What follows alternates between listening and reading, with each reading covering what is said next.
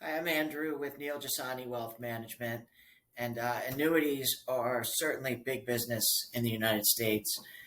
Right now, Americans have over $3 trillion invested in annuities, and I want to discuss fixed indexed annuities today.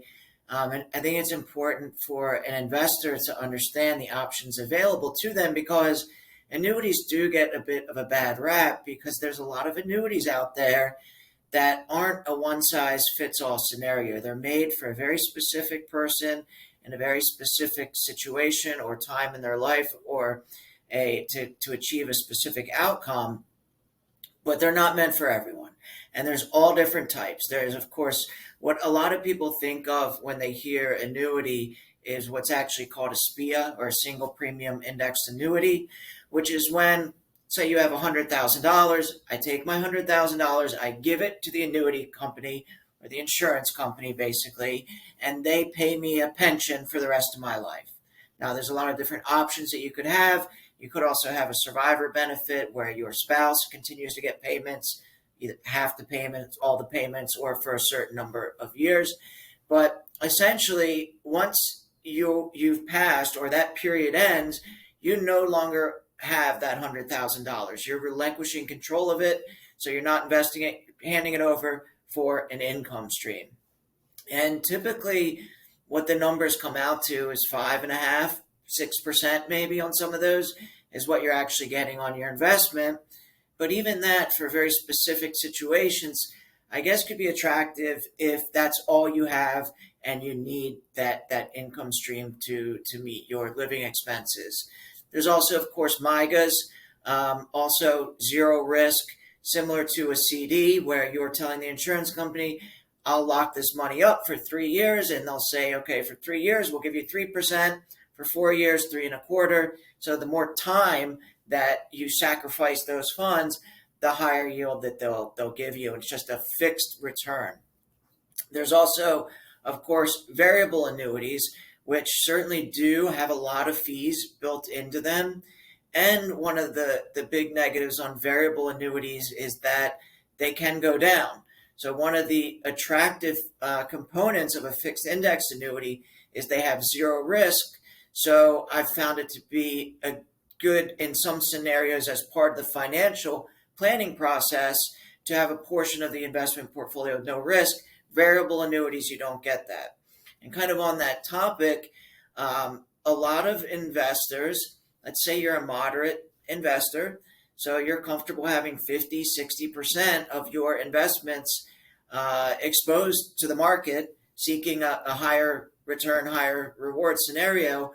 But a lot of investors like to have a portion of their nest egg in investments that have no risk no matter what. They don't have to worry about the stock market going down or the fixed income market going down, what's going on with the dollar or what's going on with oil prices or the economy. No matter what, they know they're not going to lose money on that portion of their overall portfolio. And that's what an annuity accomplishes. But of course, you're giving up some of the upside potential that you could have if you were willing to take on that risk of losses.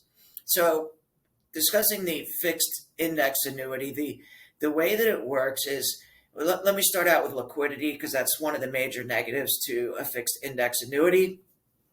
The contract has a certain number of years, 5, 7, 10, 12.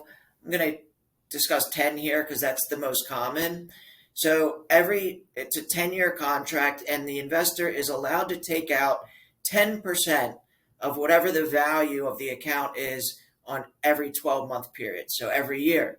So you could take out your 10% every year. Now, of course, that's including some of the gains that you make if there are any in each year. And by year 10, your value is zero. You've drawn it all down. Or you could take 10% out in year 1, 10 in year 3, 10 in year 6, none in year 7. But what you cannot do is if you don't take 1 year, you can't take double the next year. So let's say I invested in annuity. I didn't take anything out in year 1 or year 2. On the third year, I could still only take 10% of the contract value out on that particular year. That's one of the main downsides to a fixed index annuity, but the way that it can act as a conservative growth investment is that you're tied to an index. So all the insurance or annuity companies have different indexes to choose from. There's thousands of them. Some index are going to accomplish certain things, like a higher return on the really good years, a zero return on the not so good years, or just a more consistent, like a dividend index, where you're going to get a more modest return, but more consistently over the years. But I'm just going to use as an example the S&P 500, because right now what you can get is about 50% participation uncapped in the S&P 500. And I want to show you what that looks like and how an annuity can be particularly attractive in a choppy market. Now, over the past 10 years, if you're only getting 50% of the S&P, we've had a bunch of really good years in the market, of course, we're going to be significantly lagging the market. We're only getting half of the upside. But I want to show what happens in a market that's a little bit more choppy, because what happens in an annuity is once you've locked in a gain, it all goes by your anniversary. So if I purchase an annuity today, 12 months from now is the anniversary where it's going to look back on that index, and I'll get any value added or any gains if there are any. But if the index is down for that year, I get a zero. And then it starts again based on where the S&P or the index is on that day. So you can see here the green line is the annuity. So in the first year, it looks like the S&P was up 26%. So we got half of that. So now we have 113,000. It's locked in. It will never go below that. Similar scenario from the end of year 1 to year 2. We're at 124, but then look, in the third year, the S&P sold off. It went down. So on the annuity, it'll never go down, but you do get a zero for that year. Same thing in year 4 and year 5. Now what's happened is we're still at 124 because we didn't lose anything in the down years. And this next year, our indexing is going to be based off of this level of the S&P. So we had an up year in the S&P, so we got 50% of that upside. So even though here, because we had some ups and some downs, the S&P is only slightly higher, the annuity outperforms. And when you look at this 10-year period going out to 2011, where we had some up years, some down years in the market, the annuity outperforms because you're missing all that downside. Whereas when we get into 2010, 11, 12 through 2020, of course, the S&P is going to outperform because we're only getting a portion of that upside. But some investors do like this, again, as part of the overall financial plan, to have zero risk, maybe outperform in a choppy market. Most likely you're not going to keep up with the S&P, though. You can figure an average return of 4, 5, 6, maybe 7%, with the possibility, of course, of getting better returns than that. But this is the idea of a fixed indexed annuity. Now, it's very important that you choose the correct indexes based on what you're trying to accomplish. And there's all different participation levels on the index. And as far as fees, here's a scenario of how the fees might work. Let's say in this scenario where you're getting 50% of the S&P, well, you could be being charged a 1.5% fee as well, or the investor has a second option. You could get 45% participation with no fee.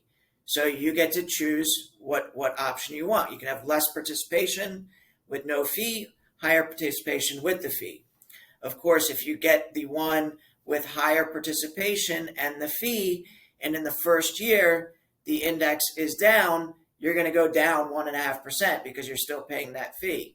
But if you get the lower participation with no fee, you'll never go below that initial investment, even if the first 3 years of the contract, the index is down.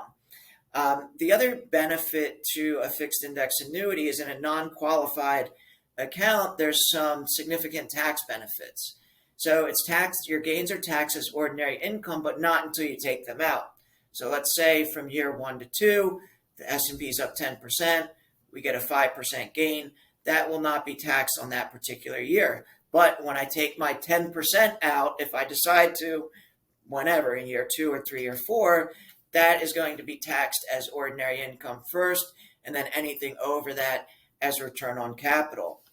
But annuities are seen as very favorable because they have what's called triple compounding, which is where you're gaining interest on your investment and then interest on the interest that you're making. So it's compounding the growth, just like a fixed index annuity. And you're also generating that return or interest on money that really should have been taxed, but it's still there because of the tax treatment of the annuity. You can also, I'm sure you're familiar with a 1031 exchange, where you sell a property, a piece of real estate, and you roll it into another property, thus avoiding paying the capital gains tax that from the investment.